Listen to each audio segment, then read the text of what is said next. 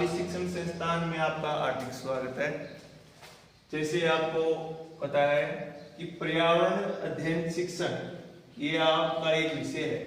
इसके अंतर्गत सेकेंड इकाई है परिवार, मित्र और समाज का वातावरण, यानी परिवार और मित्र और समाज का वातावरण कैसा है वर्तमान समय में, उसके बारे में हम विस्तारपूर्वक अध्ययन करेंगे।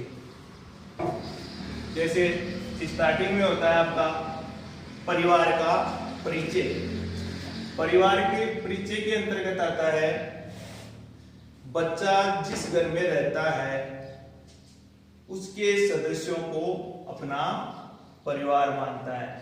बच्चा जिस घर में रहता है उस परिवार के सदस्यों को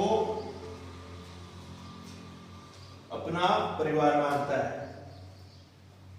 परिवार के अंतर्गत वर्तमान समय में दो भागों में बांटा गया है। पहले संयुक्त परिवार चल रहा था, वर्तमान समय में एकल परिवार पे ज्यादा फोकस है। एकल परिवार के अंतर्गत आप देखें तो इसमें माता पिता है और उनके बच्चे, उन्हीं तक सीमित रखा गया है। एकल परिवार के अंतर्गत माता पिता और उनके बच्चों को ही सीमित रखा गया है। सेकेंड आपका आता है संयुक्त परिवार। संयुक्त परिवार का मतलब है इसमें शब्द में ही संयुक्त लिखा है, यानी सब मिले जुले। तो इसके अंतर्गत आपके सभी आ जाएंगे, माता पिता है, दादा दादी है, चाचा चाची है, बुआ है, भाई बहन है, यानी सब मिलकर एक परिवार का निर्माण करें, वो संयुक्त परिवार आता है। संयुक्त परिवार के अंतर्गत काफी सारे सदस्य हो जाते हैं और एकल परिवार के अंतर्गत लिमिट होते हैं। तो इनको देखते हुए वर्तमान में बहुत सी विविधताएं, तो सांस्कृतिक विविधता के अंतर्गत पहला टॉपिक है अपना सांस्कृतिक विविधता। सांस्कृतिक विविधता है वो चीज है जिनके अंतर्गत पर्यावरण का दायरा बहुत विस्तृत एवं विशाल है। तो इसको हम दो भागों में बांट सकते हैं या दो श्रेणियां बोल सकते हैं। तो पहला आपका टॉपिक आता है प्राकृतिक पर्यावरण। प्राकृतिक पर्यावरण क्या है, उनके बारे में प्रकृति से संबंधित है वो प्राकृतिक पर्यावरण में आ गया। और मानव निर्मित वो पर्यावरण है या मानव एवं अथवा सामाजिक सांस्कृतिक पर्यावरण। तो इनके अंतर्गत आगे वो मानव द्वारा ही उत्पन्न किया गया हो पर्यावरण, मानव निर्मित या सामाजिक सांस्कृतिक पर्यावरण। तो पहला आपका आता है प्राकृतिक पर्यावरण।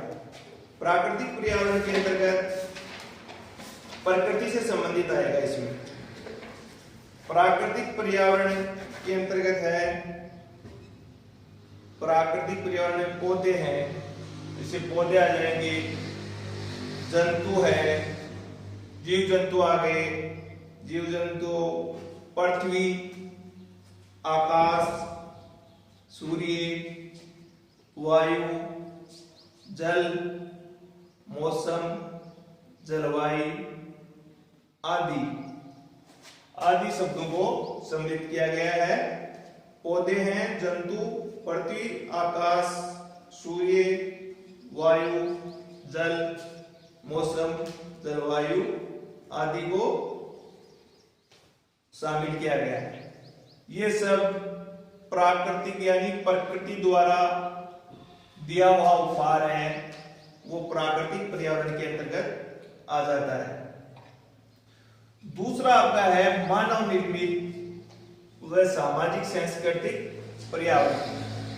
इसके मानव निर्मित यानी मानव शब्द से ही आपको पता चल जाएगा कि ये कैसा है, मानव द्वारा ही उत्पन्न किया हुआ है, मनुष्य द्वारा ही उत्पन्न किया हुआ है। आगे सामाजिक और सांस्कृतिक पर्यावरण, ये तीनों शब्द को अलग अलग देखो, लेकिन फिर भी इन सबका एक ही चीज है कि मानव द्वारा ही उत्पन्न हुई चीजें हैं।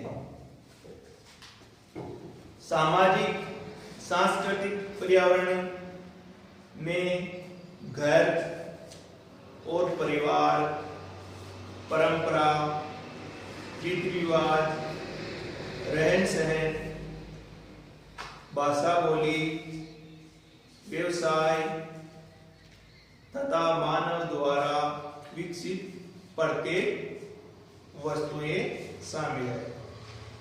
मानव निर्मित द्वारा पर्यावरण के अंतर्गत आप देखें तो है घर, परिवार, परंपरा, रीति रिवाज, रहन सहन, भाषा, बोली, व्यवसाय, वे सभी चीजें सम्मिलित हैं। अथवा अन्य दूसरे रूप में देखें तो सामाजिक सांस्कृतिक पर्यावरण के दायरे में आसपास की वे सभी चीजें सम्मिलित हैं जिनका निर्माण मानव अपनी ऊर्जा, औजारों को कौशल और सामाजिक संस्थाओं द्वारा या तैयार करता है। संस्कृति के सभी पहलू मानव द्वारा निर्मित पर्यावरण के अंग हैं। संस्कृति के सभी पहलू मानव द्वारा निर्मित पर्यावरण के अंग है। विभिन्न भागों में अलग अलग भौगोलिक स्थितियों के कारण विभिन्न समुदायों की सांस्कृतिक गतिविधियों को अलग अलग होती हैं। उदाहरण के लिए भोजन की आदतें, मकानों के प्रकार, वस्त्र, सामाजिक रीतियां, धार्मिक मान्यताएं, व्यवसाय, अन्य सामाजिक गतिविधियां अलग अलग स्थानों पे अलग अलग होते हैं।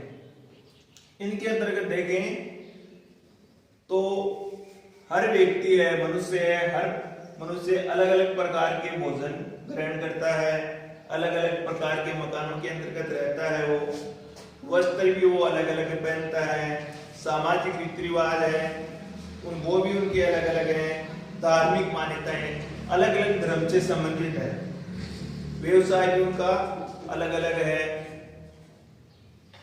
अन्य सामाजिक गतिविधियां भी अलग अलग होती हैं सबकी। आधार